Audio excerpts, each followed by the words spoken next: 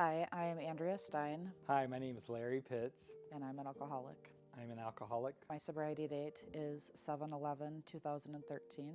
My sobriety date is December 28th, 2014. I do believe that my upbringing had an effect on my alcoholism. My family there's a lot of heavy drinkers, there's a lot of underage drinking, there's a lot of, you know, have a half a glass of wine and water it down for the kids instead of, not drinking.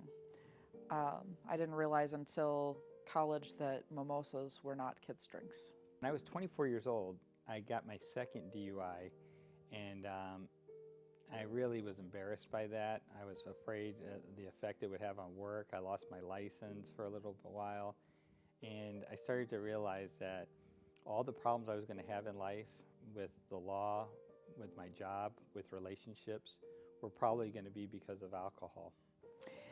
When you're 16 years old and 4 hours after the police pick you up, you're still blowing a .14, they don't think that that's the greatest thing. So at least my parents didn't, even though, drinking was very prevalent in my home, but it was supposed to be done within limit and not where anybody else finds out if it's in excess.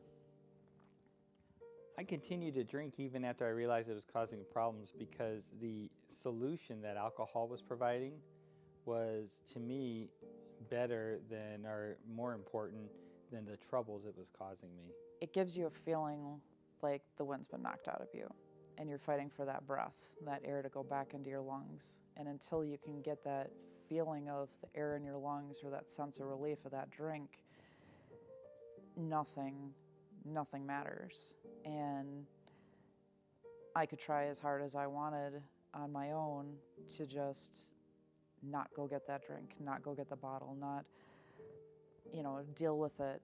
And on my own, it wasn't working. I was actually happier thinking that I was crazy and that I could drink again than the fact that I couldn't ever drink again. So I didn't stay sober. And I went on another 3.5 years of experimenting, finding out that there isn't a safe way that I can drink.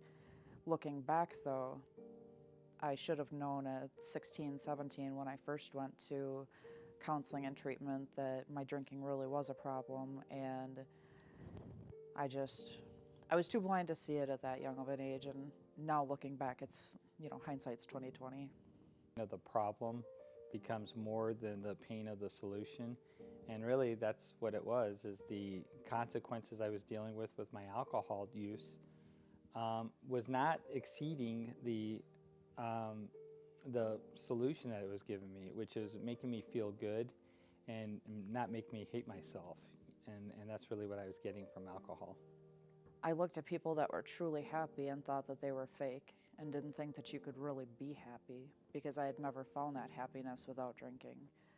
I really believed that I was different and I was defective, and for me to be happy, I had to drink.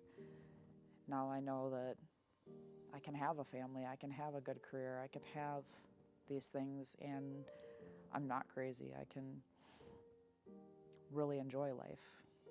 I do believe that mental health issues and disease did contribute to my alcoholism.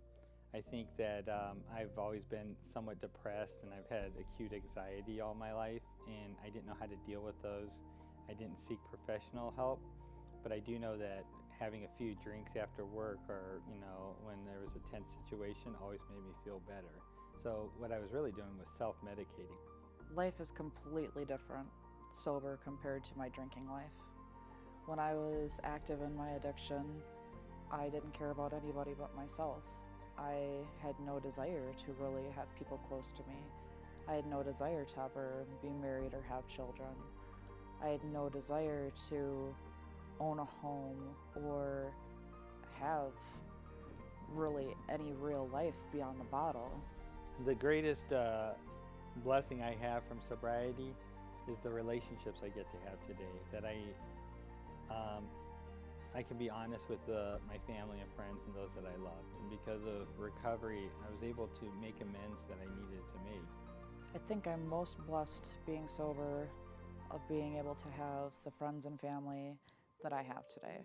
I know I've got people that I can call and are there for me, that love me, that have my back, and I didn't have that when I was drinking. I don't obsess over alcohol today, which is probably the greatest freedom anyone could have ever given me.